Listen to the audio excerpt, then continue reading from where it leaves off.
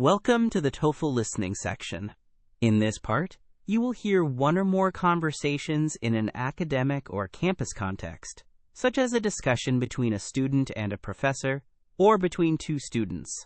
You may take notes while listening. Listen to part of a conversation. You will hear it only once, so listen carefully.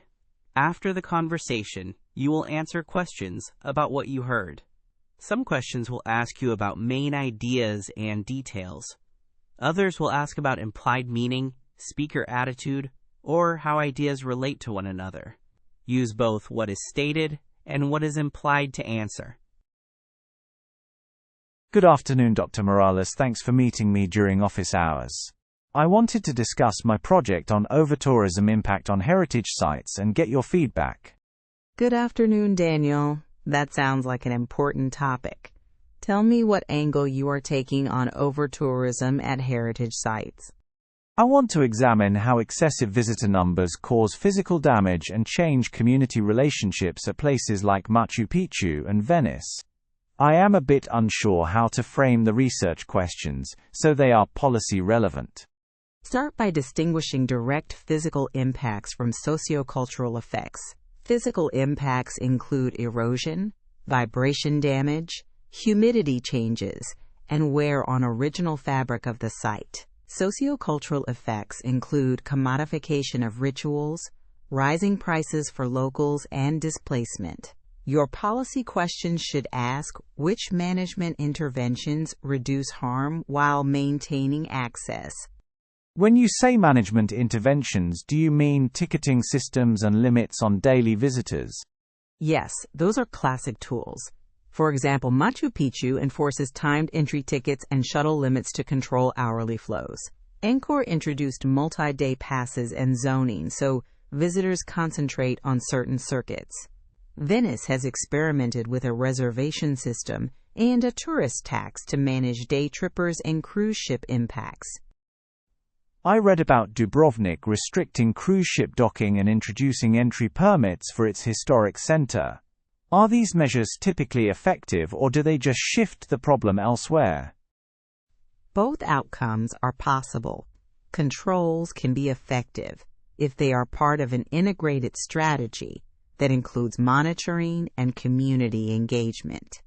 Otherwise, you get displacement, where tourists move to nearby neighborhoods or less regulated sites, spreading the damage. The key is adaptive management and stakeholder buy-in. What do you mean by stakeholder buy-in? It means involving local residents, business owners, heritage managers, and indigenous custodians in decision-making. When communities see direct benefits from conservation revenue, they are more likely to support restrictions. For instance, some sites reinvest ticket revenue into local conservation projects and community services. So revenue reinvestment is as important as limits on numbers. That makes sense. How should I measure impact in my study? Visitor counts alone seem insufficient. Exactly. Combine quantitative measures like footfall data, erosion rates, and microclimate monitoring with qualitative data from interviews about residents' perceptions, loss of authenticity, and changes to daily life. Use a carrying capacity assessment to estimate sustainable visitor levels, but supplement it with social carrying capacity measures. Carrying capacity seems controversial because heritage sites are living places, not static museums. How do you justify setting a numeric limit? Carry capacity is not just a single number.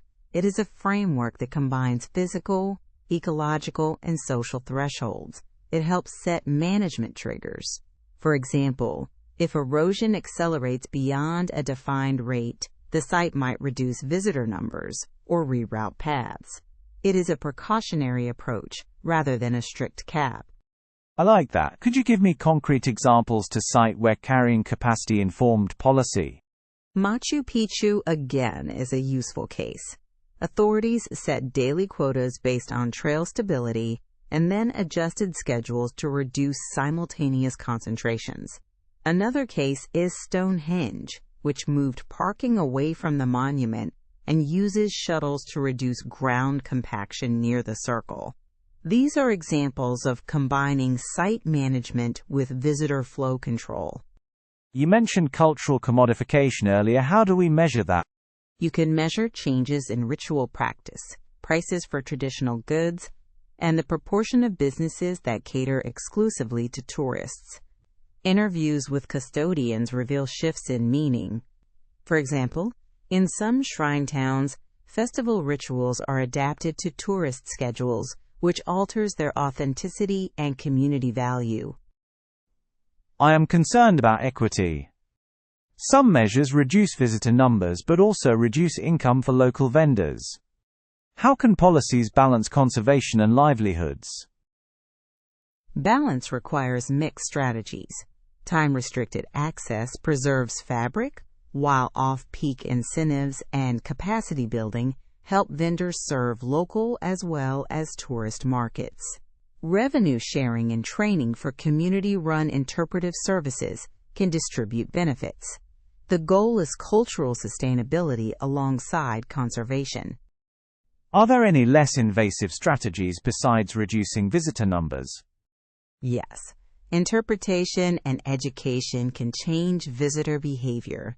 Physical interventions like installing boardwalks and designated viewing points reduce wear. Zoning creates sacrificial areas where high-impact activity is allowed and core conservation areas are protected. Technology like virtual tours relieves pressure too, but should complement, not replace, on-site experiences. Would you recommend that I include policy recommendations in my project that are both site-specific and generalizable? Yes. Offer a typology of interventions. For sites with fragile materials, suggest strict quotas and infrastructure buffers. For urban heritage with massive day trip flows, recommend pricing, reservations, and cruise management. Always stress monitoring and community governance. Provide cost-benefit frameworks so decision-makers can weigh trade-offs. Finally, how should I present trade-offs in a way that is clear to policymakers who may prioritize tourism revenue? Use scenarios. Show long-term projections of degradation under business as usual versus managed scenarios. Demonstrate how reinvested revenue sustains tourism by preserving the asset. In one scenario, show immediate revenue but rapid deterioration.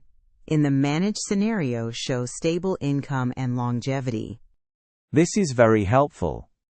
I will structure my paper around impacts, measurement, management interventions, and case studies. Could I send a draft and discuss recommended indicators next week? Please do. Send the draft by Monday, and we will refine your indicators and the policy matrix. Also include community voices in your sampling plan to capture socio-cultural impacts. Great. Thanks again for your time and guidance on overtourism at heritage sites. You are welcome, Daniel. I look forward to reading your draft.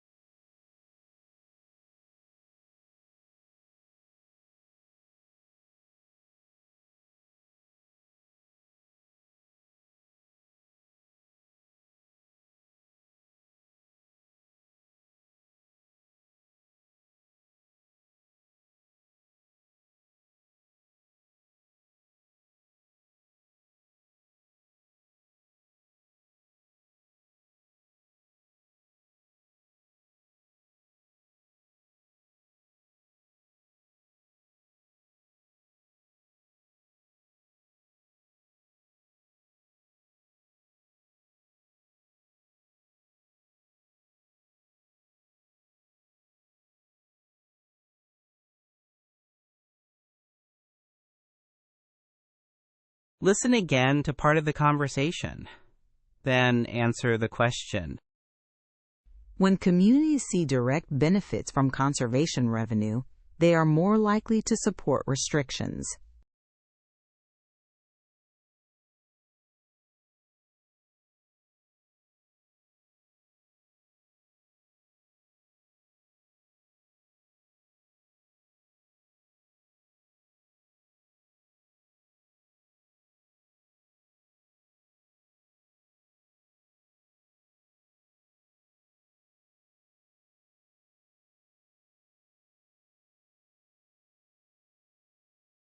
This concludes the conversation portion. For more TOEFL practice tests and study materials, visit Spinta.org.